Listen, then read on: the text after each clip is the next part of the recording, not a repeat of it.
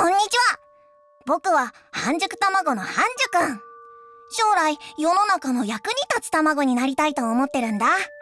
そしたら母さんが教えてくれたんだ。世のため人のために働いた人の伝記を読むといいわよって。それで今日はこの本を読んでいたんだ。松下幸之助。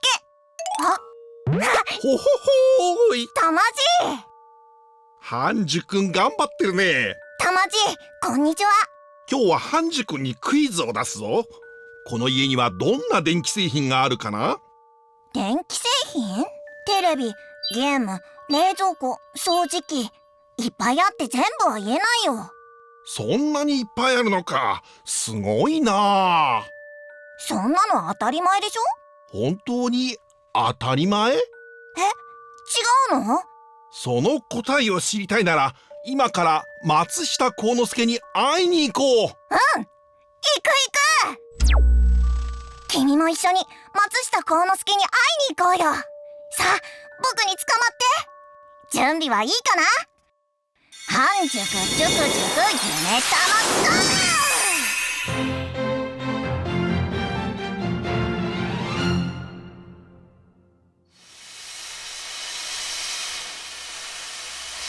あれが9歳の幸之助だよ。体に気ぃつけてな。大阪に行ったら店の人の言いつけをよう守るんやで。僕一生懸命働く。働くってまだ9歳なんでしょ？昔の日本は家族を支えるために子供が働くこともあったんだ。幸之助、お母ちゃん大丈夫や。僕頑張るから。一生懸命働くから。堪忍や幸之助。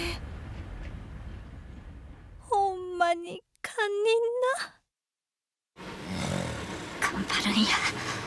そう決めたんや。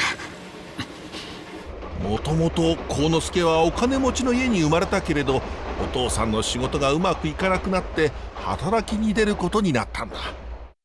大阪に着いた幸之助は初めに火鉢を売る店で働き、しばらくしてこの店で仕事をするようになった。ありがとうございました。当時自転車は超高級品、憧れの的だったんだよ。今はみんな乗ってるのにね。幸之助は朝から晩まで働いた。休みはお盆と正月の2回しかなかったんだよ。そんなちょっと？そうなんだ。お母さん思いの幸之助は寂しくて眠れない夜もあった。でも一人前の商売人になるというお父さんとの約束を守って一生懸命働いたんだ。ある時、写真屋さんを呼んで店のみんなで写真を撮ってもらうことになった。幸之助はとても楽しみにしていたけれど、お使いを頼まれてなかなか店に戻れず。ただいま戻りました。写真屋は？お前が遅いからもう帰ってしもうたで。はい。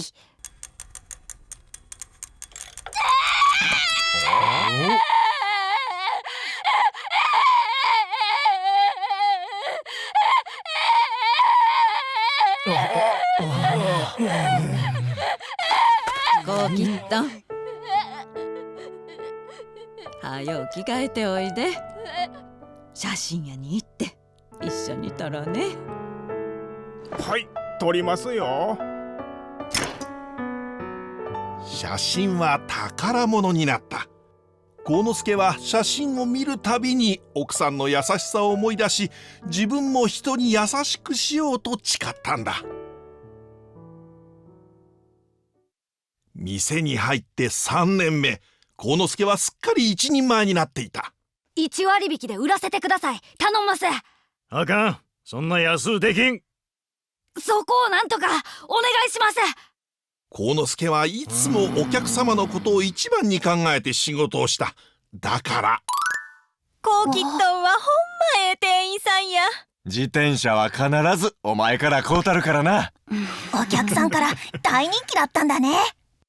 15歳になったある日のこと、幸之助にとって運命的な出会いがあった。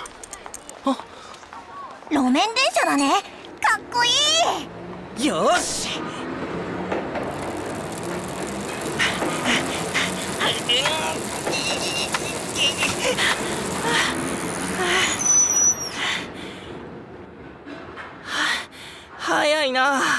こんな大きな乗り物が電気の力で動くなんて。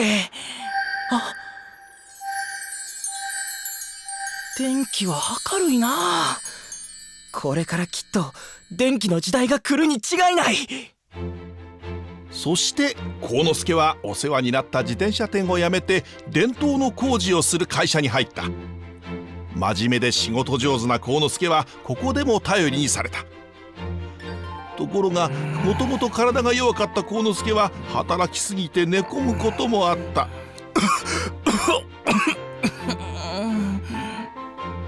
そんな中、心配したお姉さんの勧めで幸之助は結婚した。会社で少し偉くなった幸之助は自分なりに工夫したソケットを作り始めた。幸之助はそれを上司に見せたけれど、なかなか良さを分かってもらえなかった。僕は自分の会社を作ってこのソケットを売りたいと思う。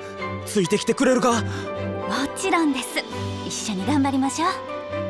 幸之助は会社に残って楽をするよりやりがいのある仕事を選んだんだ。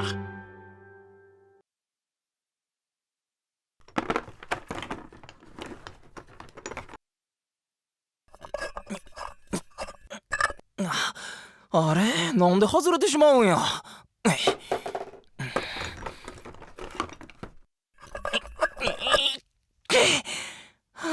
これならええと思ったのに、また失敗か。どうすればええんや。いや、一度始めたからには絶対に成功させる。僕は負けん。今に見てろ。かっこいい。でも頑張ったのは幸之助だけじゃないよ。奥さんは貧しくても文句一つ言わず幸之助を支え、ふるさとから弟を呼び寄せて3人で寝る間を惜しんで仕事をしたんだ。いろんな応援があったんだね。そして苦労の甲斐あって幸之助が作った製品はどんどん売れるようになった。これは電灯をつけたまま別の電気製品にもつなげられるソケットだよ。便利だね。商品が大ヒットしたのは物が良かったためだけじゃない。多くの人に使ってもらえるよう値段を安くしたからなんだ。自転車屋さんの時と同じように幸之助はお客様をすごく大切にしたんだね。それから会社は大きくなり働く人も増えた。大ヒット商品も次々生まれた。けれど幸之助は会社が大きくなっても決して威張ったりしなかった。元気にやってるか、山田君、鈴木君。はい社長。まだ入ったばかりなのに名前を覚えていてくれたなんて感動するな。いや、お疲れさん。社長。あんな、わしここがわからんのや。田中君頭ええやろ。教えてくれんか？もちろんです社長。ここがこうなってですね、そうするとこういう風に動くんです。それからここのボタンをですね、こう押すとこうなります。ようわかったわ。ありがとう。君はすごいな。幸之助はものづくりも大切にしたけれど、それ以上に人を大切にしたんだ。その後も幸之助は安くて品質の良い商品を次々と売り出した。そのおかげでみんなが電気製品を買えるようになり、世の中の人たちの暮らしはぐーんと楽になったんだ。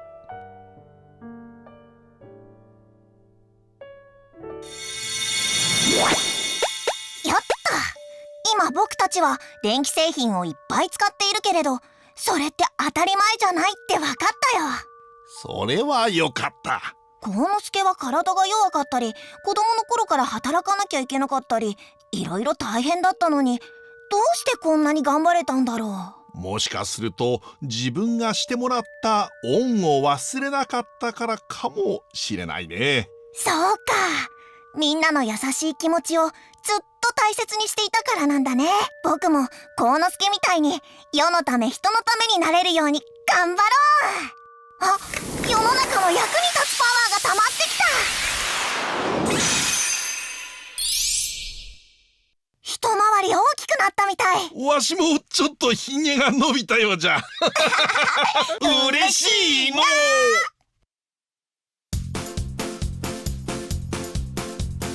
お日様を追いかけて、ただまっすぐに追いかけて、ずっとずっと走ってゆこう。